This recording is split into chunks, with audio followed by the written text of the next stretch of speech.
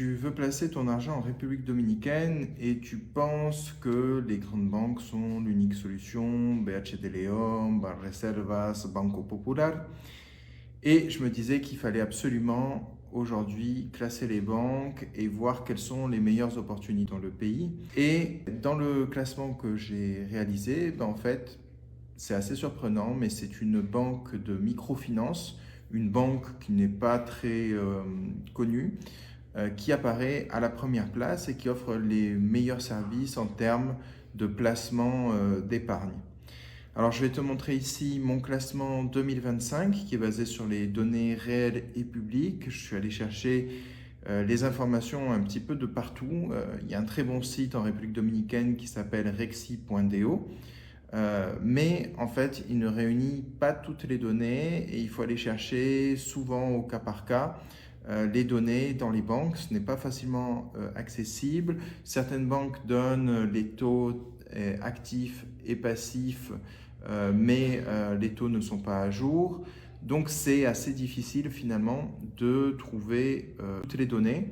Donc j'ai dû laisser certaines banques de côté. Par exemple, Scotiabank n'apparaît pas dans mon classement. Je n'ai pas pu la comparer parce que je n'ai tout simplement pas trouvé les données. Et comme ça, il y en a plusieurs, notamment des coopératives, des associations populaires d'épargne que je n'ai pas pu mettre. Les principales sont, mais voilà, il reste toujours certaines qui ne publient pas assez de données, en tout cas pour faire le classement sur les critères que j'avais choisis. Alors ces critères, c'est quoi? Je me suis uniquement focalisé sur l'épargne. Il peut y avoir des banques qui sont très bonnes, par exemple pour des crédits hypothécaires ou des crédits à la consommation ou des crédits commerciaux, ça existe, mais qui sont très mauvaises sur l'aspect épargne. Et donc ça, il faut faire attention parce que souvent on a besoin d'une banque plutôt pour épargner, d'une banque plutôt pour investir et avoir des prêts en République dominicaine. Et puis il n'y a pas les mêmes degrés d'exigence bureaucratique, etc. à l'intérieur. Donc ce classement, je prends une autre précaution, il est valable aujourd'hui, on est en 2025, on est à fin juillet 2025, et bien sûr, il change avec le temps, d'autant que j'ai pris des critères qui sont le taux d'intérêt des certificats de dépôt, les taux d'intérêt des livrets bancaires sans carte de crédit ou de débit associée, la qualité du service et la solidité financière de la banque. Tout ça sont des critères qui peuvent évoluer avec le temps. Certaines banques peuvent être bonnes à un certain moment et mauvaises à un autre en fonction de leurs exigences commerciales. Mais voilà, ça donne déjà une idée. Les trois meilleures banques, en général, vont rester plutôt bonnes et les mauvaises banques vont en général rester mauvaises. Donc, j'ai pris comme critère, comme je vous ai dit, le taux d'intérêt des certificats financiers pour 500 000 pesos. Pourquoi 500 000 pesos? Parce que c'est la limite pour être certain d'être remboursé, de bénéficier de la sécurité établie par le gouvernement.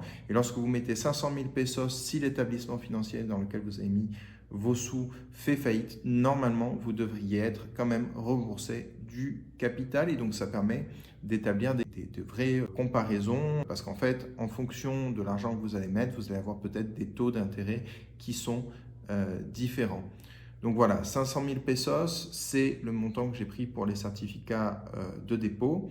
Le taux du livret, c'est le critère qui est peut-être le plus fragile dans la liste de critères que j'ai mis en place pour comparer les banques dominicaines. Parce que j'ai pu récupérer les données, mais c'est très difficile. J'ai pris comme critère 60 000 pesos, mais certaines banques, je pense au BHD de León par exemple, a un taux avant 75 000 pesos et un taux après 75 000 pesos.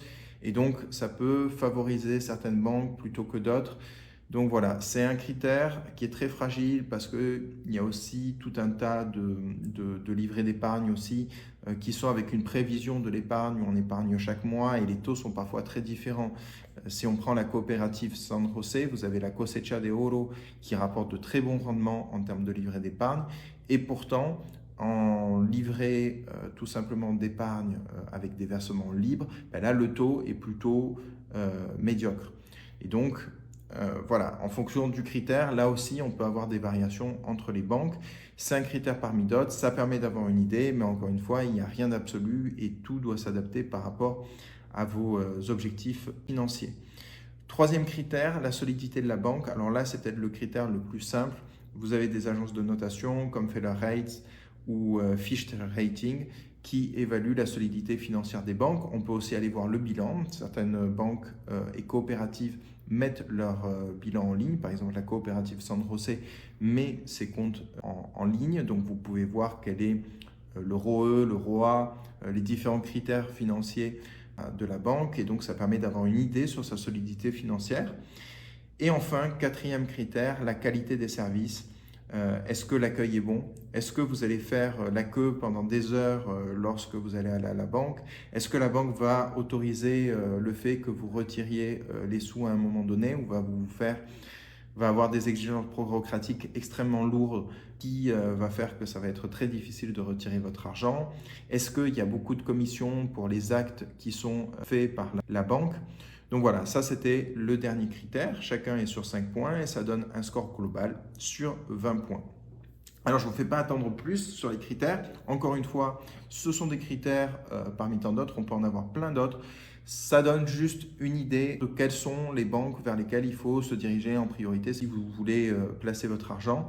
Et en tout cas, ça ne sera peut-être pas ces banques-là qui seront les meilleures pour vous, mais en tout cas, ça va vous donner une idée. Donc, à la troisième place, dans mon classement, apparaît le JMM Bank, qui est une banque caribéenne d'origine jamaïcaine, qui a un taux de certificat financier qui est très bon, 8,65% en ce moment. Donc, c'est plutôt très bien, c'est plutôt dans le haut du panier des banques en République dominicaine.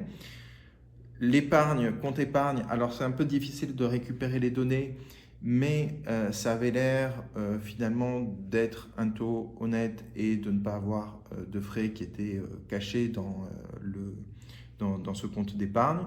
La solidité, elle est établie, c'est un groupe international. Le bilan financier de la filiale dominicaine est un peu plus fragile, mais comme elle est soutenue par une banque qui est établie à l'étranger, c'est plutôt improbable qu'il y ait un cas de faillite ou que le bilan se dégrade beaucoup plus. Au niveau des services, on a d'excellentes infrastructures. On propose des services dans cette banque au niveau des bons d'État du Trésor dominicain. On propose tout un tas de services financiers qui sont en général très bons. L'accueil est vraiment impeccable, les locaux impeccables. On a vraiment l'impression d'être même dans une banque plutôt privée, exclusive, d'être un client vraiment qui est pris en charge du début jusqu'à la fin. Deuxième place, ex aequo, on a deux banques qui se détachent et qui ont un profil qui est complètement différent. On a le Banco Union et le Banco Popular. Alors pourquoi je dis qu'ils ont un profil totalement différent? C'est que le Banco Union, vous allez avoir une rentabilité qui est extrêmement bonne. Vous allez avoir des certificats qui sont au niveau le plus élevé, 10% d'intérêt par an, des taux sur le livret d'épargne au moins à 2%, donc plutôt bien pour une banque dominicaine et des versements libres, des services qui sont dans la moyenne, qui sont plutôt bons, sans être extraordinaires, mais une solidité financière qui est un peu plus fragile que d'autres banques, et notamment celle qui arrive ex aequo avec elle, c'est-à-dire la Banque Populaire. En tout cas, en termes de rentabilité, le Banco Union est très bon. Et voilà, la solidité du bilan est bon, mais pas aussi bon que ce qu'on pourrait voir dans les principales banques du pays, comme Banco Popular ou Banreservas ou BHD de León. La deuxième banque qui arrive ex aequo, c'est le Banco Popular. C'est là où je vous disais, ça a un profil totalement différent. Le taux pour les certificats de dépôt en peso est plutôt pas mauvais, 8,35%. C'est rare pour une très grande banque. Des livrets d'épargne, alors là aussi, il y a plusieurs types de livrets d'épargne, il faut voir, mais en général, c'est plutôt pas mal pour la moyenne dominicaine, sans être extraordinaire. Vous trouverez mieux ailleurs, mais disons qu'elle est dans la moyenne. En revanche, une solidité financière qui est peut-être la meilleure banque en termes de solidité financière de la République dominicaine. et des services qui sont plutôt bons, notamment un internet banking qui est extrêmement efficace, une bonne application mobile, les agences sont plutôt agréables, vous pouvez vous asseoir, vous ne serez pas debout comme bon nombre d'agences, par exemple du Banreservas. Donc c'est une banque qui en fait est très bien si vous recherchez une solidité financière. Par contre, elle est un petit peu moins généreuse au niveau des intérêts par rapport à au Banco Union. Donc voilà, et sans plus attendre, je passe à la première place de mon classement. Et à la première place, j'ai mis le Banco Adopem avec une note de 19 sur 20. Pourquoi? Il y a d'excellents taux au niveau des certificats de dépôt. On est sur de l'ordre de 9,5% d'intérêt sur les certificats de dépôt. Un taux d'épargne brut au niveau des livrets de 2,5%, ce qui est plutôt dans la moyenne haute des banques en République dominicaine.